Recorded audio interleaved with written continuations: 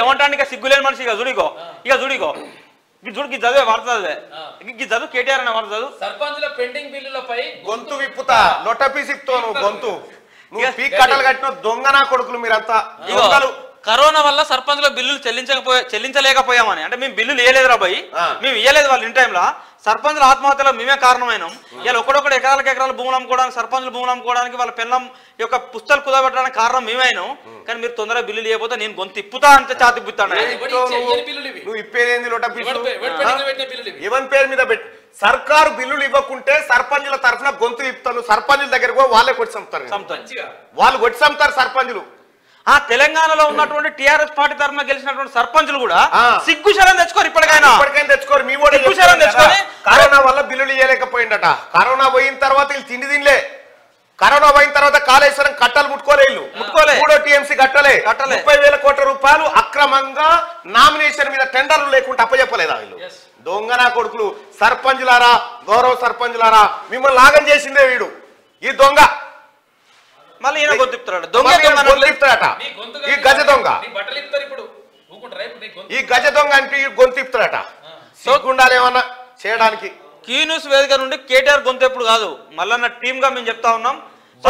బరాబర్ చెప్తా ఉన్నాం ఎందుకు చెప్తా ఉన్నామంటే తెలంగాణ రాష్ట్రంలో సర్పంచుల ఆత్మహత్యలకు కారణం కేసీఆర్ ఫ్యామిలీ తెలంగాణ రాష్ట్రంలో సర్పంచుల పెండింగ్ బిల్లుల కారణం కేసీఆర్ ఫ్యామిలీ తెలంగాణ రాష్ట్రంలో లక్షల కోట్ల సంపద లూటీకి కారణం కేసీఆర్ ఫ్యామిలీ సర్పంచుల ఆత్మహత్యల నుంచి మొత్తం ఎంపీటీసీలను జెడ్పీటీసీలను ఉత్సవ విగ్రహాలు చేసి రాజకీయం అంటే దోపిడీ అనే విధంగా మలిసిన టీఆర్ఎస్ పార్టీని జప్తు చేయాలా వద్దా అనేది కేసీఆర్ ఆస్తులను జప్తు చేయాలా వద్దా అనేది ఇక్కడ మనం ఇవాళ పోల్ పెట్టడం జరిగింది బీఆర్ఎస్ మరియు కేసీఆర్ ఫ్యామిలీ ఆస్తులు జప్తు చేయాలా వద్దా కేసీఆర్ ఆస్తులు జప్తు చేయాలనుకునే వాళ్ళు ఇక్కడ కేసీఆర్ ను మళ్ళీ గెలిపించుకోవాలని ఇంకెవడన్నా మిగిలితే ఇంకెవడన్నా ఒకటి అరగాడు మిగిలితే ఇక రారి ఇది ఈ కాగ్ రిపోర్ట్ పట్టుకొని టిఆర్ఎస్ భవన్ కన్నా ఏడబోదని చెప్తా టిఆర్ఎస్ భవన్ కు తాళమేస్తా తాళం చేయి సెక్రటేరియట్ అప్ప చెప్తున్నా కొడుకులారా దొంగ నా కొడుకులు మీరు ఇంకా శ్రీరంగని నేను సర్పంచుల తర్వాత నిలబడతాను సిగ్గుందారా రామా నీకేమన్నా నిన్ను మించిన మోసకారు ఉన్నాడు ఎవడన్నా వీడు దావోస్ పర్యటన తిరిగితే 13 కోట్ల రూపాయలు రిలీజ్ చేసి హెలికాప్టర్ గాలిమోటర్ ఖర్చు కేసీఆర్ ఆస్తులు జప్తు చేయాలని చెప్పి 96% అని చెప్తా ఉన్నారు కేసీఆర్ ఆస్తులు జప్తు చేయాలి ఎట్టి పరిస్థితిలో కేసీఆర్ ఆస్తులు జప్తు చేయాలి